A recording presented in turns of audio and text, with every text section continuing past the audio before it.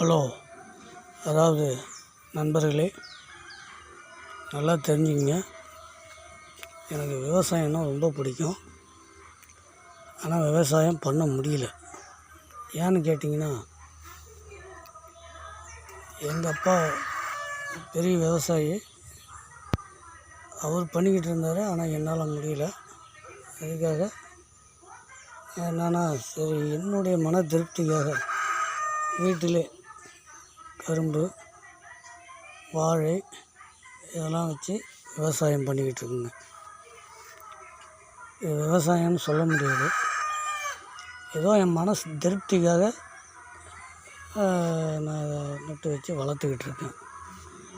ஆனால் அது மாதிரி நிலம் வச்சுருக்கிறவங்க நீங்கள் அது மாதிரி இருக்காதீங்க.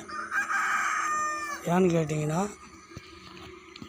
விவசாயம் என்பது ஒரு நல்ல ஒரு தொழில். விவசாயி தான் கடவுள்.